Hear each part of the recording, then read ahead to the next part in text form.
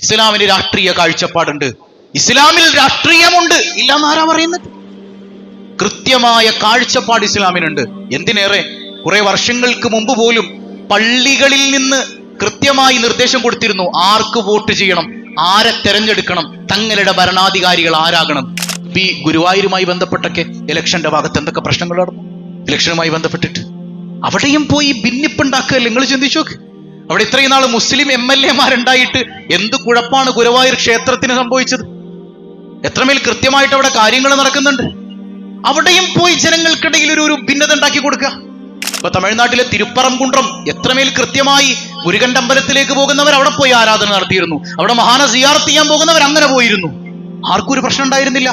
എത്രമേൽ ഭംഗിയായി കൈകാര്യം ചെയ്യപ്പെട്ടു പോയിരുന്ന ആ മലയിലും കൊണ്ടുവന്ന് വർഗീയതയുടെ വിത്ത് നട്ടു. വിത്ത് മുളയ്ക്കാൻ വേണ്ടിയിട്ട് നടുകയാണ്, അവിടെ കുഴിച്ചിട്ടു. പിന്നെ അടിയായി, പ്രശ്നങ്ങളായി, അതിനെയും രാഷ്ട്രീയമായി. ഇതൊറ്റ ലക്ഷ്യമുള്ളൂ, ഫിർഔനിസം. ഈ വർഗീയത മുളപ്പിച്ചാൽ മാത്രമേ ഞങ്ങൾക്കിവിടെ വിജയിക്കാൻ പറ്റൂ എന്നുള്ള തോന്നൽ. വിട പറഞ്ഞവരെയും ഒരുമിച്ച് ചേർത്ത് അനുഗ്രഹിക്കുമാറാകട്ടെ. സംഭവിച്ചുപോയ എല്ലാ പാപങ്ങളും പുറത്തു തന്ന് കാരുണ്യവാനായ നാഥൻ നമ്മെ ചേർത്തു പിടിക്കുമാറാകട്ടെ. പടച്ചോന് തീരെ ഇഷ്ടമില്ലാത്തൊരു സംഗതിയാണ് ഭിന്നത എന്ന് പറയുന്നത്. മുസ്ലിം ഉമ്മത്ത് മാത്രമൊന്നുമല്ല, പടച്ചോന്റെ സൃഷ്ടികളൊക്കെ ഒന്നിച്ച് സ്നേഹത്തോടെ ഇരിക്കുന്നത് കാണാൻ ഇഷ്ടപ്പെടുന്നവനാണ് അല്ലാഹു റബ്ബുൽ ആലമീൻ. അവർക്കിടയിൽ ഉണ്ടാകുന്ന ഒരു ഭിന്നതയുടെ ചെറിയ സ്വരം പോലും അള്ളാഹു ഇഷ്ടപ്പെടുന്നില്ല എന്ന് പരിശുദ്ധ റസൂൽ സല്ലല്ലാഹു അലൈഹി വസല്ലം തങ്ങളുടെ ഹദീസുകളിൽ നിന്ന് വെച്ചാണ്. ഇലക്ഷൻ പീരീഡൊക്കെ കഴിഞ്ഞു, നമ്മളൊക്കെ വോട്ട് ചെയ്തു. ഈ ഇലക്ഷൻ കാലഘട്ടങ്ങളിൽ ചില സ്ട്രാറ്റജികളൊക്കെ നമ്മൾ കണ്ടതാണ്. ചില സ്ഥാനാർത്ഥികളുടെ ഹിഡൻ സ്ട്രാറ്റജി പോലും ഭിന്നതയായിരുന്നു, അല്ലേ? ഭിന്നതയുടെ സ്വരം ഉണ്ടാക്കി കഴിഞ്ഞാൽ നമുക്ക് വിജയിക്കാൻ പറ്റുമെന്നൊരു തോന്നൽ ഇന്ത്യ മഹാരാജ്യത്ത് പല സ്ഥാനാർത്ഥികളുടെയും ഉള്ളിലുണ്ടായിട്ടുണ്ട്. അത് വെറുതെ തോന്നിയ സംഗതിയൊന്നുമല്ല. അതിനെ പടച്ചോൻ പറയുന്നത് ഫിർഔനിസമാണെന്നാണ്. ഫിർഔനിസം. കുറെ ഇസങ്ങൾ നമ്മൾ കേട്ടിട്ടുണ്ട്. ഫിർഔനിസം എന്ന് പറയുന്ന ഒരു ഇസുണ്ട്. അല്ലാഹു ഖുർആനിൽ പറയുന്നുണ്ട്, ഇന്ന ഫിർഔന അലാ ഫിൽ അർദ് വജഅല അഹ്ലഹാ ശിയആ. ഫിർഔൻ ഇങ്ങനെ ലോകം മൊത്തം ഭരിക്കാൻ കണ്ടെത്തിയ ഒരു സ്ട്രാറ്റജി എന്ന് പറയുന്നത് വജഅല അഹ്ലഹാ ശിയആ, അവന്റെ ജനങ്ങളെ ഭിന്നിപ്പിക്കലാണ്, രണ്ട് തട്ടാക്കി നിർത്തലാണ്. പല രാഷ്ട്രീയക്കാരും പ്രയോഗിച്ച ചില സംസാരങ്ങളൊക്കെ എത്രമേൽ ചർച്ചയായി. പല മണ്ഡലങ്ങളിലും ചെന്ന് ഒന്നിച്ചൊരുമിച്ചു പോകുന്ന ജനങ്ങൾക്കിടയിലേക്ക് വർഗീയതയുടെ സ്വരമുണ്ടാക്കുന്നത് എന്തിനാ? ആ ജനങ്ങളോടുള്ള സ്നേഹം കൊണ്ടാണോ? അല്ല, അധികാരത്തിൽ വരാൻ വേണ്ടിയിട്ടാണ്. ഞങ്ങൾക്ക് അധികാരം കിട്ടണം, അതിന് എത്ര വലിയ തറപ്പണിയെടുക്കാണ് ഞങ്ങൾ തയ്യാറാണ്. അവരെ കുറിച്ച് അള്ളാഹു പറയുന്നത് അത് ഫിർഔനിസമാണെന്നാണ്, അത് ഖാറൂനിസമാണെന്നാണ് അള്ളാഹു റബ്ബുൽ ആലമീൻ. പക്ഷെ പടച്ചോൻ ഇത് ഇഷ്ടല്ല കേട്ടോ. പടച്ചോൻ ഇത് ഇഷ്ടല്ല. അള്ളാഹു റബ്ബുൽ ആലമീൻ ഏറെ വെറുക്കുന്ന ഏറ്റവും മോശം സ്വഭാവമാണ് ജനങ്ങൾക്കിടയിൽ ഭിന്നതയുണ്ടാക്കുക എന്നത്. പരിശുദ്ധ റസൂൽ സ്വല്ലല്ലാഹു അലൈഹി വസല്ലം വലിയ വലിയ പ്രശ്നങ്ങൾ ഉണ്ടായപ്പോൾ നമ്മുടെ പൂർവികരായ ആളുകൾ, പ്രവാചകന്മാർ പോലും സ്വീകരിച്ച നിലപാട് അതാണ്. ഒരിക്കലും മഹാനായ കലീമുല്ലാഹി മൂസ അലൈഹിസ്സലാം തൗറാത്ത് സ്വീകരിക്കാൻ വേണ്ടി തൂരി സീന മലയിലേക്ക് പോവാൻ. 40 ദിവസത്തേക്കാണ് യാത്ര. ചെരുപ്പുകൾ അഴിച്ചു വെച്ച് എന്നിലേക്ക് കടന്നു വരൂ മൂസ, നാഥന്റെ വിളിയാളം. ആ വിളി കേട്ട് മൂസാ നബി ഇങ്ങനെ പോവാൻ, വെളിച്ചം കണ്ടിടത്തേക്ക് പോവാൻ. ആ പോകുന്ന വഴിയിൽ എല്ലാ കാര്യങ്ങളും തന്റെ സഹോദരനായ ഹാറൂൻ നബിയെ ഏൽപ്പിച്ചിട്ടാണ് പോണത്. ഹാറൂൻ, ജനങ്ങളെയൊക്കെ നോക്കിക്കൊള്ളണം, ജനങ്ങൾ വഴിതെറ്റരുത്, ശ്രദ്ധിക്കണം. പ്രവാചകനായ ഹാറൂൻ നബിയെ ഏൽപ്പിച്ചിട്ട് പോയി. മൂസാ നബി അലൈഹി സ്വലാത്തു വസ്സലാം പോയപ്പോ ലോകത്താദ്യമായിട്ട് പശു ആരാധന നടന്നു എന്നാണ്. പശുവിനെ ആരാധിച്ചത് ലോകത്താദ്യമായിട്ട് ബനു ഇസ്രായേലികളാണ്, മൂസാ നബിയുടെ ഉമ്മത്താണ്. അവരിൽ പശു ആരാധന നടപ്പാക്കിയത് ഒരാളുടെ പ്രേരണ മൂലമാണ്. അയാളുടെ പേര് മൂസ എന്നായിരുന്നു. മൂസ, സാമിരി എന്ന് ഖുർആൻ പ്രയോഗിച്ചിട്ടുണ്ട്. വമൂസല്ലദീ റബ്ബാഹു ജിബ്രീലു കാഫിറു വമൂസല്ലദീ റബ്ബാഹു ഫിർഔനു മുർസലു. ഫിർഔന്റെ കൊട്ടാരത്തിൽ വളർന്ന മൂസ അള്ളാന്റെ പ്രവാചകനായി. എന്നാൽ ഇതുപോലെ ഒഴിവാക്കപ്പെട്ട ഒരു കുട്ടി ഉണ്ടായിരുന്നു, മാതാപിതാക്കളാൽ ഒഴിവാക്കപ്പെട്ട ഒരു കുട്ടി ഉണ്ടായിരുന്നു. ആ കുട്ടിയെ എടുത്തു വളർത്തിയത് ജിബ്രീലാണ്. ആ കുട്ടി കാഫിറായി പോയി. ആ കുട്ടിയുടെ പേര് മൂസ എന്നായിരുന്നു. അങ്ങനെ ഒരു സംഭവമൊക്കെ ഉണ്ട്. ഇപ്പൊ അതിന്റെ വിശദീകരണത്തിലേക്ക് കടക്കുന്നില്ല. ഏതായാലും 2 മൂസമാർ, ഒരു മൂസ അള്ളാഹുവിലേക്ക് പോയി, ഒരു മൂസ അവിടെ പശു ആരാധനയുണ്ടാക്കിയെന്നാണ്. ജനങ്ങൾ പശുവിനെ ആരാധിക്കാൻ തുടങ്ങിയ കുറെ ആളുകൾ. ഹാറൂൻ നബി അലൈഹി സ്വലാത്തു വസ്സലാം അതിനെ എതിർക്കാനായിട്ട് മുൻകൈ എടുത്തില്ല. അങ്ങനെ മഹാനായ മൂസാ നബി അലൈഹി സ്വലാത്തു വസ്സലാം അള്ളാഹിനോട് സംസാരിച്ച് തൗറാത്തൊക്കെ വാങ്ങിയിട്ട് തിരിച്ചു വരുമ്പോണ്ട് തന്റെ സമുദായം തൗഹീദിൽ നിന്ന് മാറിയിട്ട് പശുവിനെ ആരാധിച്ചു തുടങ്ങിയിരിക്കുന്നു. വല്ലാത്ത ദേഷ്യം വന്നു മൂസാ നബിക്ക്. ഞാൻ ഹാറൂനെ ഏൽപ്പിച്ചുകൊണ്ട് പോയതല്ലേ, ഇവരിതെന്ത് പരിപാടി കാണിച്ചത്? ഓടിച്ചെന്ന് ഹാറൂൻ നബിയുടെ താടിയിൽ പിടിച്ചിട്ട് ഒരൊറ്റ വലി അങ്ങ് വലിച്ചു. ആര്? മൂസാ നബി അലൈഹി സ്വലാം. അപ്പൊ ഹാറൂൻ നബി പറയുന്ന സംസാരം ഖുർആൻ പറയുന്നുണ്ട്, എന്റെ ഉമ്മാടെ മോനെ, എന്റെ ഉമ്മാന്റെ മോനെ. അതൊരു അറബ് പ്രയോഗമാണ്. എന്റെ കൂടപ്പിറപ്പി എന്നാണ് അതിന്റെ അർത്ഥം. എന്റെ ഉമ്മാടെ മോനെ, ലാ തഅഖുദ് ബിലിഹ്യതി വലാ ബിറഅസി, എന്റെ താടിയും എന്റെ തലയും പിടിച്ച് വലിക്കല്ലേ, വേദന എടുക്കണം, വിട് വിട് വിട്. ആര്? നബിയുല്ലാഹി ഹാറൂൻ അലൈഹി സ്വലാത്തു വസ്സലാം. മൂസാ നബിക്ക് ഭയങ്കര ദേഷ്യായി, ഭയങ്കര ശക്തനായിരുന്നു. ഒരൊറ്റ തള്ളേ തള്ളിയിട്ടുള്ളൂ കിബ്തീനെ, മുമ്പര് മരിച്ചുപോയി. അത്ര ശക്തനായിരുന്നു സയ്യിദുന കലീമുല്ലാഹി മൂസ. അപ്പൊ ഹാറൂൻ നബിയുടെ താടിക്ക് പിടിച്ച് വലിച്ചിട്ട് ചോദിക്കാൻ, ഈ മനുഷ്യന്മാർ ഇവിടെ പശുവിനെ ആരാധിച്ചപ്പോ എവിടെ നോക്കി നിൽക്കായിരുന്നു? നിന്നെ ഏൽപ്പിച്ചിട്ടല്ലേ ഞാൻ പോയത്? അപ്പൊ ഹാറൂൻ നബി അലൈഹി സ്വലാത്തു വസ്സലാം കൊടുക്കുന്നൊരു മറുപടി ഉണ്ട്, ഇന്നി ഖശീതു, ഞാൻ വല്ലാതെ പേടിച്ചുപോയി. ഞാൻ പേടിക്കാൻ കാരണം എന്താണെന്നറിയോ? ഞാനെങ്ങാനും ഇടപെട്ടിട്ട് ഇവര് തമ്മിൽ തല്ലി ഇവർക്കിടയിൽ ഭിന്നത ഉണ്ടാകുമെന്ന് ഞാൻ പേടിച്ചു. നിങ്ങൾ വരാൻ വേണ്ടി ഞാൻ കാത്തിരുന്നു. മൂസാ നബിയെ, നിങ്ങൾ വന്നപ്പോ എനിക്ക് സമാധാനായി. നിങ്ങളെ കൊണ്ട് പറ്റും, നിങ്ങൾ ഇടപെട്ട പ്രശ്നമൊക്കെ തീരും. തറക്ക മൂസാ നബി അലൈഹി സ്വലാം താടിയെന്ന് പിടുത്തം വിട്ടു, പരിശുദ്ധ ഖുർആൻ. അപ്പൊ ആ ഒരു വിഷയത്തിൽ പോലും ഇടപെട്ടിട്ട് ജനങ്ങൾക്കിടയിൽ ഭിന്നതയുണ്ടാക്കാതെ ഞാൻ ഇടപെട്ടാൽ അത് പ്രശ്നത്തിലേക്ക് പോവുള്ളൂ എന്ന് തിരിച്ചറിഞ്ഞിട്ട് അതിന് കാര്യപ്രാപ്തിയുള്ള ഒരാൾ വരാൻ വേണ്ടി കാത്തു നിന്നിട്ടുണ്ട് അള്ളാഹു സുബ്ഹാനഹു വ തആലയുടെ പൂർവ്വസൂരികളായ പ്രവാചകന്മാരടക്കം. ഇപ്പൊ നമ്മൾ ചിന്തിച്ചു നോക്കിയേ, ഇപ്പൊ നമ്മുടെയൊക്കെ മഹല്ലുകളിൽ, കുടുംബങ്ങളിൽ പല പ്രശ്നങ്ങളും ഉണ്ടാവും. കൈകാര്യം ചെയ്യുന്നത് ആരാ? ഒരു ബോധവും ആ വിഷയത്തിൽ ഇല്ലാത്ത ആളുകളായിരിക്കും കൈകാര്യം ചെയ്യുക. അങ്ങനെ കൈകാര്യം ചെയ്തിട്ട് ഒന്ന് നല്ല മസ്ലഹത്ത് കൊടുത്താൽ നന്നാകേണ്ട ആളുകൾ പോലും തമ്മിൽ തെറ്റിയിട്ട് ഭിന്നിച്ചു പോയിട്ടുണ്ടാവും. ഈ സ്വഭാവം നല്ലതല്ല എന്ന് പരിശുദ്ധ റസൂൽ സ്വല്ലല്ലാഹു അലൈഹി വസല്ലം. ഞാൻ ഈ അടുത്തൊരു മസ്ലഹത്തിന് പോയി, നിങ്ങളോട് പറഞ്ഞിട്ടുണ്ട്.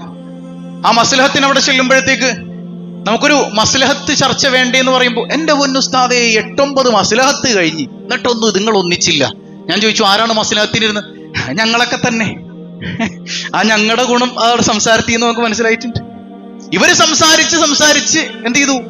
ഇത്തിരി ഐക്യത്തിന് സാധ്യത ഉണ്ടായിരുന്നിടമൊക്കെ ഭിന്നിപ്പിച്ചാകെ നശിപ്പിച്ചോളും.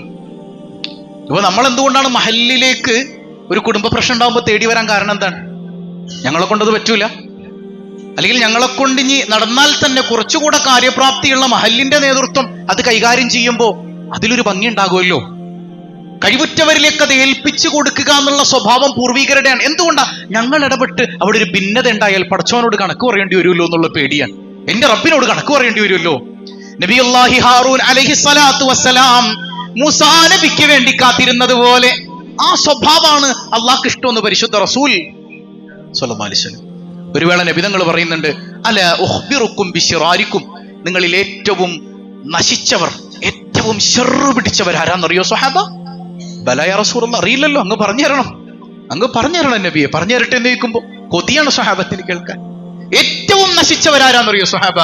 അൽ മശാഊന ബിന്നമീമ, മനുഷ്യന്മാരെ തമ്മിലടിപ്പിക്കാൻ വേണ്ടി ഏഷണിയും കൊണ്ട് നടക്കുന്ന കുറെ മനുഷ്യന്മാരുണ്ട്. അവർ അല്ലാഹുവിന്റെ സൃഷ്ടികളിൽ ഏറ്റവും വെറുക്കപ്പെട്ടവരാണെന്ന് മുഹമ്മദുൽ മുസ്തഫ. ജനങ്ങൾ ഐക്യത്തോടെ ജീവിക്കുമ്പോൾ നമ്മളെ ഇടയിൽ ചെന്നിട്ട് അങ്ങോട്ടും ഇങ്ങോട്ടും കൊളത്താൻ വേണ്ടിയിട്ട് ഏഷണി പറഞ്ഞു കൊടുക്കുക, തമ്മിലടിപ്പിക്കാനുള്ള പണികൾ നോക്കുക. ഇവർ നെറികെട്ടവരാണ്, ഇവർ വെറുക്കപ്പെട്ടവരാണ്, ഏറ്റവും വൃത്തികെട്ടവരാണെന്ന് അല്ലാഹുവിന്റെ ഹബീബ് സയ്യിദുനാ റസൂലുള്ളാഹ്. അൽ മുഫർരിഖൂന ബൈനൽ അഹിബ്ബാ, 2 ചങ്ങാതിമാരുണ്ട്. ആ ചങ്ങാതിമാർക്കിടയിൽ പോയിട്ട് ഭിന്നത ഉണ്ടാക്കുക. അവിടെയൊക്കെ ഭിന്നതയാണ് വിഷയം. ഐക്യത്തിന് വിഘാതമാകുന്ന സംഗതികളൊക്കെ അള്ളാഹുവിന് വെറുപ്പാണ്.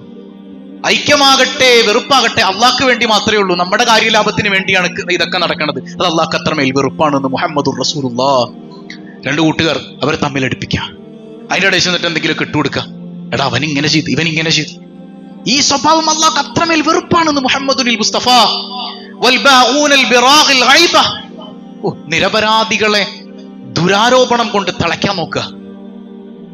ഒരു സഹോദരി എന്നോട് സങ്കടം പറഞ്ഞു, ഉസ്താദ് എന്റെ കെട്ടിയോ മരിച്ചുപോയി, എന്റെ കെട്ടിയോ മരിച്ചുപോയി. അവർ പറയുന്ന ഒരു ലാംഗ്വേജ്, എന്റെ കെട്ടിയോ മരിച്ചു പോയിട്ട് ഞാൻ പട്ടിണി കിടക്കാണ് ഇവിടെ, എന്നിട്ട് ഞാൻ പണിക്ക് പോയി. എന്റെ കുഞ്ഞുങ്ങളെ ഇവര് നോക്കൂലല്ലോ. ഞാൻ പണിക്ക് പോയപ്പോ തുടങ്ങിയതാണ് എനിക്കെതിരെ വേണ്ടാത്ത വർത്താനം പറയാൻ, എന്റെ അയൽക്കാരടക്കം. അങ്ങനെയുള്ള എത്ര മനുഷ്യന്മാർ നമുക്കിടയിലുണ്ട്.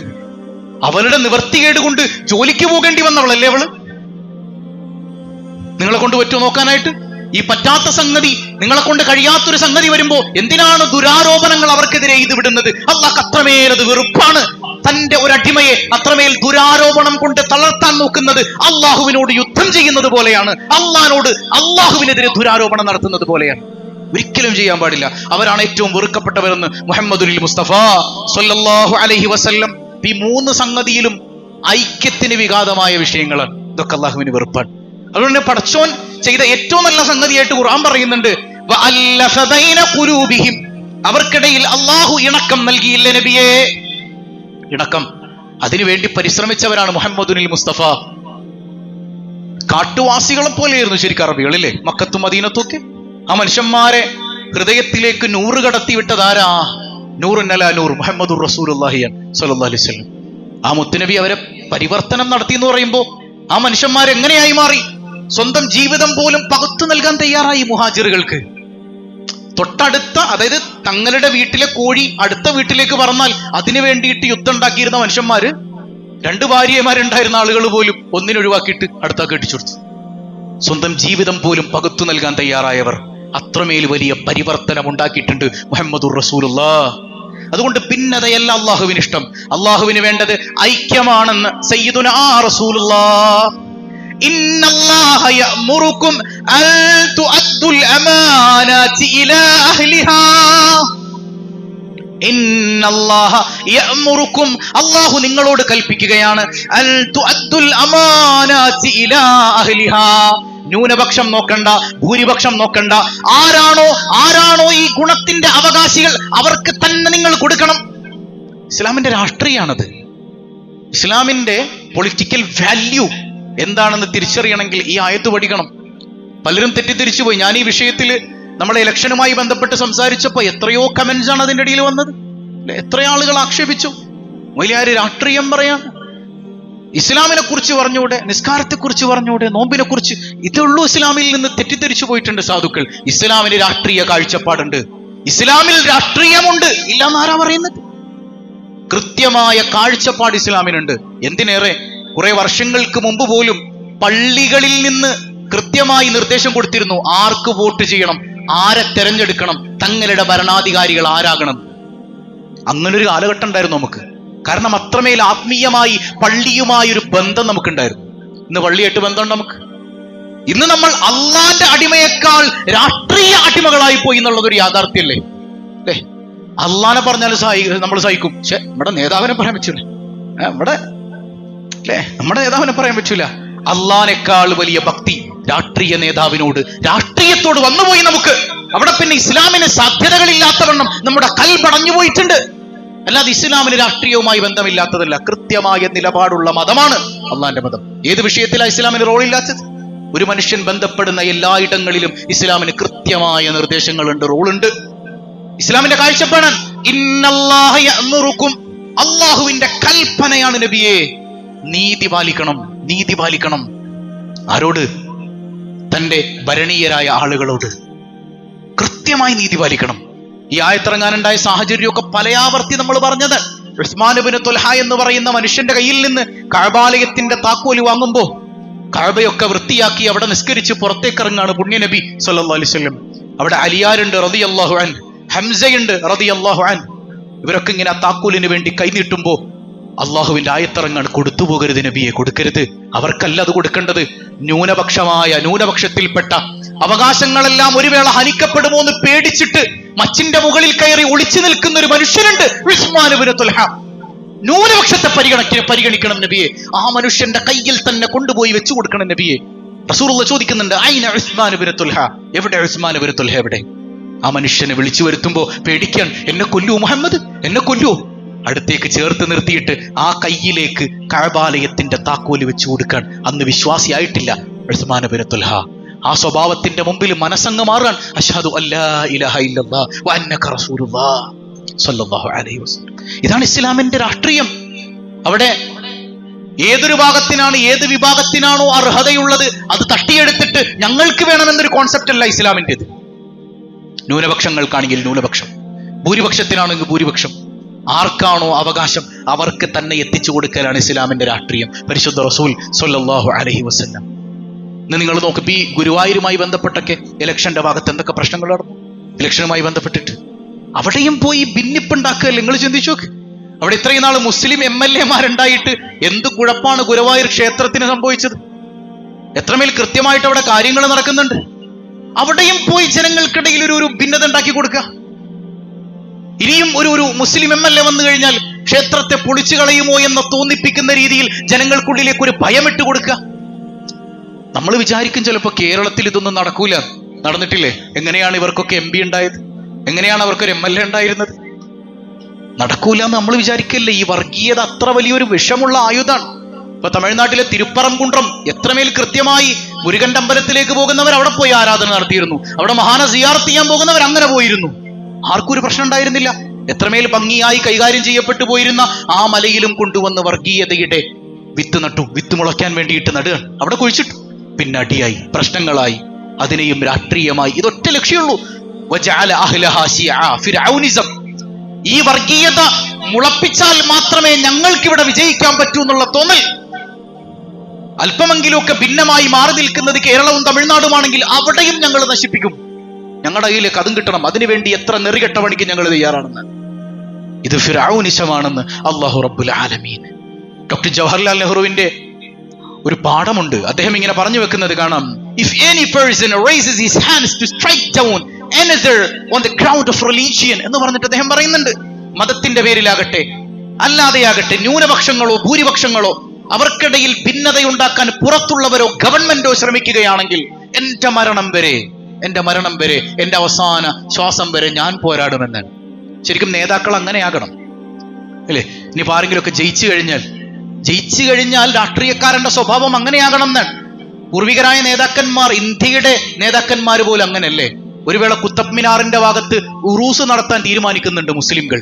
ഉറൂസ് നടത്താൻ അവിടെ എതിർപ്പുമായി വരുന്നത് സിഖുകാരും ഹിന്ദുക്കളുമാണ്. നടത്താൻ സമ്മതിക്കില്ല. ഞങ്ങളുടെ ശരീരത്തിൽ ചവിട്ടിയിട്ട് വേണം ഇവിടെ ഉറൂസ് നടത്താൻ.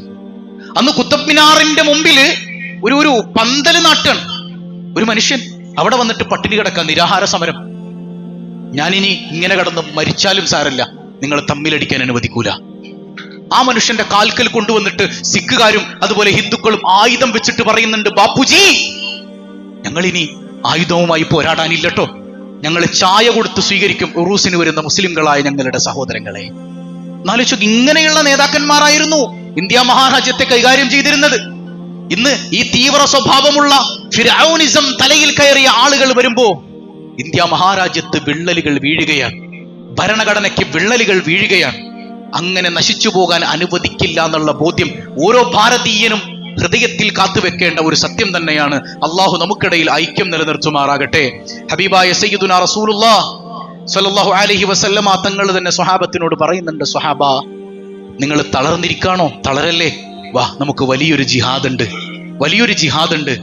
ജിഹാദ് എന്ന പദത്തെ പോലും തെറ്റിദ്ധരിപ്പിക്കുന്ന കാലം. അപ്പൊ സ്വഹാബത്ത് ചോദിക്കുന്നുണ്ട്, നബിയെ ബദർ എന്ന് പറയുന്ന വലിയ ജിഹാദ് കഴിഞ്ഞിട്ടല്ലേ ഞങ്ങൾ വന്ന് ഇരിക്കണത്? അല്ല, ബദറൊക്കെ ചെറിയ ജിഹാദാ. വാളെടുത്തുള്ള യുദ്ധമൊക്കെ ചെറുതാ. സ്വന്തം നഫ്സിനോടൊരു ജിഹാദ് ഉണ്ട്. നിന്റെ വികാരങ്ങളെ, നിന്റെ ആർത്തിയെ, പണത്തിനോടാകട്ടെ ഭക്ഷണത്തിനോടാകട്ടെ ഇതിനെയൊക്കെ കെട്ടിയിടേണ്ട ജിഹാദ് ഉണ്ടല്ലോ. ജനങ്ങൾക്കിടയിൽ ചിത്രതയുണ്ടാക്കാൻ നിന്റെ നഫ്സ് പറയുമ്പോ അതിന് മുതിരാതെ അടക്കിപ്പിടിച്ചു നിർത്തേണ്ട, നിന്റെ വികാരങ്ങളെ പിടിച്ചു നിർത്തേണ്ട ഒരു ജിഹാദ് ഉണ്ടല്ലോ. ആ ജിഹാദാണ് ഏറ്റവും അക്ബർ എന്ന് സയ്യിദുനാ റസൂലുള്ളാഹി. ബദറിനേക്കാൾ വലിയ ജിഹാദ് സ്വന്തം നഫ്സിനോട് നടത്തണം എന്നാണ്. അതാണ് ഏറ്റവും വലിയ ജിഹാദ് എന്ന് പഠിപ്പിക്കപ്പെട്ട മതമാണ് അള്ളാന്റെ മതം. അപ്പൊ ആ ജിഹാദ് നമ്മിൽ ഉണ്ടാക്കിയെടുക്കാൻ വേണ്ടിയിട്ടാണ് യഥാർത്ഥത്തിൽ നോമ്പ് പോലും നമുക്ക് തന്നത്. നോമ്പ് തന്നത് എന്തിനാ? ജിഹാദുൽ അക്ബറിനാണ്. എന്നിട്ട് ആ നോമ്പിലൂടെ ജിഹാദുൽ അക്ബർ നേടിയെടുത്ത ആരുണ്ട് നമ്മുടെ കൂട്ടത്തിൽ? ഏറ്റവും കൂടുതൽ വൈകാരികത ഉണ്ടായത് നമുക്ക് റമദാൻ മാസത്തിലാണ്. ഏറ്റവും കൂടുതൽ വിശന്നത് റമദാൻ മാസത്തിലാണ്. ഏറ്റവും കൂടുതൽ കഴിച്ചത് റമദാൻ മാസത്തിലാണ്. ഏറ്റവും കൂടുതൽ ചീത്ത വിളിച്ചത് റമദാൻ മാസത്തിലാണ്. ഏറ്റവും കൂടുതൽ ദേഷ്യപ്പെട്ടത് റമദാൻ മാസത്തിലാണ്. റമദാൻ ഗുണം ചെയ്തിരുന്നുവെങ്കിൽ നമ്മൾ ഇന്ന് മാറിയേനെ. റമദാൻ നമ്മളിൽ പ്രതിഫലിച്ചേനെ. ഒരു പ്രതിഫലനവും ഉണ്ടാക്കാത്ത റമദാൻ നാളെ പരലോകത്ത് ചെല്ലുമ്പോൾ റസൂലുള്ളാന്റെ ഹൗലിന്റെ അടുക്കലേക്ക് നമ്മൾ ചെല്ലുന്ന സമയത്ത് റമദാൻ എതിർക്കും, നബിയേ ഇവനങ്ങ് ശുപാർശ ചെയ്യരുത്, ഇവൻ എന്നെ അവഹേളിച്ചവനാണ്, നരകത്തിലേക്ക് ഞാൻ വലിച്ചെറിയും നബിയെ റമദാൻ പറയുമെന്ന് പരിശുദ്ധ റസൂൽ സല്ലല്ലാഹു അലൈഹി വസല്ലം. റമദാൻ എതിര് നിന്നാൽ ഞാൻ പോലും ശുപാർശക്കുണ്ടാവൂല മുഹമ്മദുർ റസൂലുള്ളാഹ്. എന്തേ കാരണം? നഫ്സിനോട് ജിഹാദ് ചെയ്യാൻ തയ്യാറായില്ല. നമ്മുടെ വികാരങ്ങളെ അടക്കിപ്പിടിക്കാൻ തയ്യാറായില്ല. നമ്മുടെ വികാരങ്ങളെ അടക്കിപ്പിടിച്ചാൽ നമ്മൾ ജനങ്ങൾക്കിടയിൽ ഭിന്നത ഉണ്ടാക്കൂല. അവിടെ പോലും ഒരു യുദ്ധം വേണ്ടി വരുന്ന സാഹചര്യത്തെ കുറിച്ച് പോലും അല്ലാഹു ഖുർആനിൽ പറയുന്നുണ്ട്. അങ്ങനെ ഒരു പ്രതിരോധം തീർക്കേണ്ട അവസ്ഥ വന്നാൽ പോലും സൂക്ഷിക്കണം. കാരണം എന്തേ? ലഹുദ്ദിമത്ത് സവാമിഅ വബിയഉ വസലവാതുൻ വമസാജിദു യുദ്കറു ഫീഹാ ഇസ്മുല്ലാഹ്. അവിടെ ചിലപ്പോ സിനഗോഗുകൾ തകർന്നേക്കാം, യോഗീവര്യന്മാരിയ്ക്കുന്ന പർണശാലകൾ തകർന്നേക്കാം, ക്ഷേത്രങ്ങൾ തകർന്നേക്കാം, അവസാനം പറയാൻ അള്ളാനെ സ്മരിക്കുന്ന മസ്ജിദുകൾ തകർന്നേക്കാം. അപ്പൊ നിങ്ങൾക്കിടയിൽ ഭിന്നത ഉണ്ടാകും. അതുകൊണ്ട് സൂക്ഷിക്കണം. അങ്ങനെ ഇങ്ങനെയൊന്നും നിങ്ങൾ തമ്മിൽ തല്ലാൻ മുതിരരുത്. പ്രതിരോധം തീർക്കുമ്പോ പോലും സൂക്ഷ്മത പാലിക്കണമെന്ന് അല്ലാഹു റബ്ബുൽ ആലമീൻ കൃത്യമായി നമുക്ക് പഠിപ്പിച്ചു തരികയാണ്. അപ്പൊ അല്ലാഹ് ഏറ്റവും വെറുത്ത വിഭാഗമാണ് തഫ്രീഖുള്ളവർ, ജനങ്ങൾക്കിടയിൽ ഭിന്നതയുണ്ടാക്കുന്നവരെന്ന് മുഹമ്മദുർ റസൂലുള്ളാഹ്. അപ്പൊ നമ്മൾ ഭിന്നത ഉണ്ടാക്കാതിരിക്കാൻ പരമാവധി ശ്രമിക്കണം. അതാണ് ഞാൻ പറഞ്ഞത്, നമ്മൾ കേവലം രാഷ്ട്രീയത്തിന്റെ അടിമകളല്ല. ഞാൻ ഏറ്റവും കൂടുതൽ ചിന്തിച്ചു പോണ ഈ നമ്മള് സോഷ്യൽ മീഡിയകളൊക്കെ ഇങ്ങനെ കൈകാര്യം ചെയ്യുമ്പോൾ ഏറ്റവും കൂടുതൽ രാഷ്ട്രീയത്തിന്റെ പേരിൽ ചീത്ത വിളിക്കുന്നത് ആരായിരിക്കും? മുസ്ലിം പേരുള്ളവരാ. എന്തെല്ലാം തെറിവിളികളാണ് രാഷ്ട്രീയത്തിന്റെ പേരിൽ. അള്ളാന്റെ അടിമ എന്നതിൽ കവിഞ്ഞ് രാഷ്ട്രീയക്കാരന്റെ അല്ലെങ്കിൽ രാഷ്ട്രീയത്വത്തിന്റെ അടിമകളായി നമ്മൾ മാറിയിട്ടുണ്ട്, ഇല്ലേ? പറയുന്നത് ശരിയല്ല? നിങ്ങൾ ചിന്തിച്ചു നോക്ക്. എന്തെല്ലാം തെറിവിളികളാണ് വാപ്പാക്കും ഉമ്മാക്കൊക്കെ വിളിക്കാൻ. എന്തിന്? അവന്റെ രാഷ്ട്രീയത്തോടൊപ്പം ചേർന്ന് നിന്നില്ല എന്നതിന്റെ പേരിൽ. സയ്യിദുനാ ഉമർ ഇബ്നുൽ ഖത്താബ് റളിയല്ലാഹു അൻഹുവിന്റെ ഒരു സംഭവം നിങ്ങൾക്ക് ഓർമ്മയില്ലേ? ഞാൻ പറഞ്ഞിട്ടുണ്ട്. ഫലസ്തീനിലേക്ക് അധികാരമൊക്കെ നേടിയെടുത്തിട്ട് അധികാര ചിഹ്നങ്ങൾ കയ്യിലേക്ക് വാങ്ങാൻ വേണ്ടി കടന്നു വരുന്നുണ്ട് സയ്യിദുനാ ഉമർ റളിയല്ലാഹു അൻഹു. അന്ന് റോമയുടെ രാജാക്കന്മാരൊക്കെ ഉമറിനെ കാത്തു നിൽക്കാൻ. അന്ന് ക്രിസ്ത്യൻ പാത്രിയർക്കീസ് അടക്കം ബൈത്തുൽ മഖ്ദസിന്റെ മുമ്പിലുണ്ട്. ഉമർ ഇങ്ങനെ വരുമ്പോഴാണ് മഹാനായ അബൂ ഉബൈദത്തുൽ ജറാഹ് റളിയല്ലാഹു അൻഹു, സിറിയയുടെ ഗവർണർ, അദ്ദേഹം ചോദിക്കുന്നുണ്ട്, ഉമർ ഇതെന്ത് കോലാണ് അമീറുൽ മുഅ്മിനീൻ? ശരീരമൊക്കെ ഇങ്ങനെ വസ്ത്രങ്ങൾ കീറിപ്പറഞ്ഞത് തുന്നിച്ചേർത്ത വസ്ത്രമാണല്ലോ അങ്ങ് ധരിച്ചിട്ടുള്ളത്. അവിടെ അങ്ങയെ കാത്തു നിൽക്കുന്നവർ സർവായുധ വിഭൂഷിതരായിട്ടാണ് അങ്ങയെ നോക്കി നിൽക്കുന്നത്. അങ്ങേ കാണാൻ മേലയില്ലാത്ത വസ്ത്രമൊക്കെ ധരിച്ചു പോയി കഴിഞ്ഞാൽ ഇസ്ലാമിന് അത് ഇസ്സത്തില്ലാതെയാവൂലേ എന്നാണ് ആ ചോദ്യത്തിന്റെ അർത്ഥം. സയ്യിദുനാ ഉമർ റളിയല്ലാഹു അൻഹു അവിടുന്ന് പറയുന്നുണ്ട്, അബൂ ഉബൈദ നിങ്ങളല്ലായിരുന്നു ഇത് പറഞ്ഞതെങ്കിൽ ആ തല ഞാൻ എടുത്തേനെ. സയ്യിദുനാ ഉമർ ഇബ്നുൽ ഖത്താബ് റളിയല്ലാഹു അൻഹു എന്നിട്ട് പറയുന്നുണ്ട്, അബൂ ഉബൈദ നമ്മുടെ അന്തസ് വസ്ത്രങ്ങളിലല്ല, നമ്മുടെ അന്തസ് നമ്മുടെ വസ്ത്രങ്ങളിലല്ല, നമ്മുടെ നടത്തത്തിലോ ഇരുത്തത്തിലോ അല്ല. ഇസ്ലാം നമ്മളിലുണ്ടോ അവിടെയാണ് ഇസ്സത്ത്. ഇസ്ലാമില്ലേ അല്ലാഹ്. നിങ്ങൾ എത്ര കൂടിയ വസ്ത്രം ധരിച്ചാലും, എത്ര വലിയ കാറിൽ വന്നിറങ്ങിയാലും, എത്ര വലിയ ബംഗ്ലാവുകളിൽ താമസിച്ചാലും, എത്ര വലിയ രാഷ്ട്രീയക്കാരനാണെങ്കിലും ഇസ്ലാം നിങ്ങളിലില്ലേ അല്ലാഹ്, അല്ലാഹു തരം താഴ്ത്തിക്കളയും. സയ്യിദുനാ ഉമർ റളിയല്ലാഹു അൻഹു. നമ്മളിൽ ഉണ്ടാകേണ്ടത് അള്ളാന്റെ ദീനാണ്. അള്ളാന്റെ ദീനുള്ള ആളുകളായിട്ട് നമ്മൾ മാറണം. നമ്മൾ പിന്നെ ഭിന്നതയ്ക്ക് ശ്രമിക്കൂല, നമ്മൾ ഏഷണി പറയുന്നവരാകൂല, തമ്മിലടിപ്പിക്കാൻ നോക്കൂല. നമ്മൾ ഐക്യത്തോടൊപ്പം അള്ളാഹുവിന് വേണ്ടി ചേർന്ന് നിൽക്കുന്നവരാകും. അള്ളാഹു റബ്ബുൽ ആലമീൻ തൗഫീഖ് നൽകി അനുഗ്രഹിക്കുമാറാകട്ടെ.